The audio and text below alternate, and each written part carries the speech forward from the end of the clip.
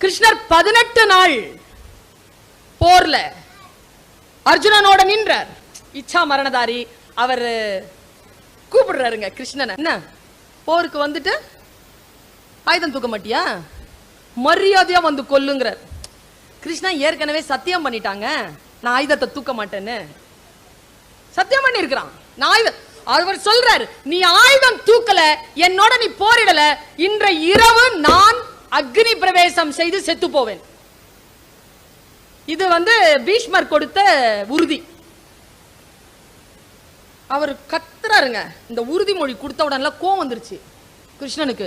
பார்த்தன் சொல்றான், கிருஷ்ணா உணர்ச்சி வசப்படாத, உன் சத்தியத்தை உடைக்க போறாங்க, நீ உணர்ச்சி சும்மா இரு. கையில அந்த சக்கரத்தை எடுத்துட்டு ஓடுறாங்க. ஓடி போகும்போது எல்லாரும் பிடிச்சிட்டாங்க. யார? கிருஷ்ண பரமாத்மாவை பிடிச்சிட்டாங்க. அன்னைக்கு போர் முடிஞ்சது. நேரா டென்ட்ல கோவமா உட்கார்ந்து இருக்கான்.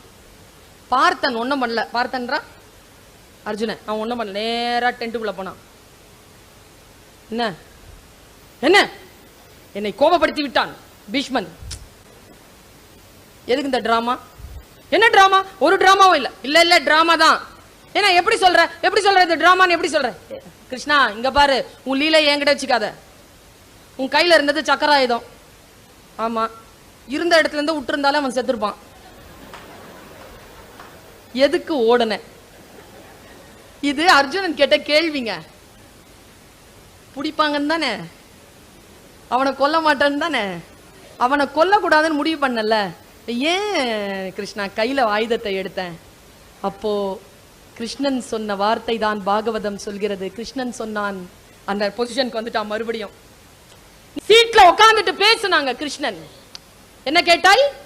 ஏன் ஓடன? அப்படித்தானே கேட்ட. உனக்கு ஒரு விஷயம் தெரியுமா? இன்னைக்கு நான் போகாமல் இருந்திருந்தால் பீஷ்மன் செத்திருப்பான். எப்படி சொல்ற? அவன் ஆணையிட்டு விட்டான். நான் ஆயுதம் தூக்கவில்லை என்றால் அவன் செத்து விடுவேன் என்றான். அந்த சத்தியத்தை காப்பாற்றுவதற்காகத்தான் ஆயுதம் எடுத்தேன். அப்போ நீ செஞ்ச சத்தியம், நீ சத்தியத்துல தோக்கலாமா? நீ பகவான் இல்லையா? உடனே அந்த பகவான் சொன்னான், ஆம் நான் பகவான், அவன் பாகவதன், என் பக்தன் அவன். பகவான் தோற்கலாம், பாகவதன் தோற்க கூடாது என்பதுதான் என் இலக்கு என்று சொன்னான் கிருஷ்ணன். இறைவனுக்கு எது விருப்பம் என்றால் அவன் தோற்க தயாராக இருக்கிறான். நாம் ஜெயிக்க வேண்டும். பல நேரங்களில் அவனை ஜெயிக்க வைக்கிறோம் என்று சொல்லி மனிதர்களாகிய நாம் தோற்று கொண்டிருக்கிறோம்.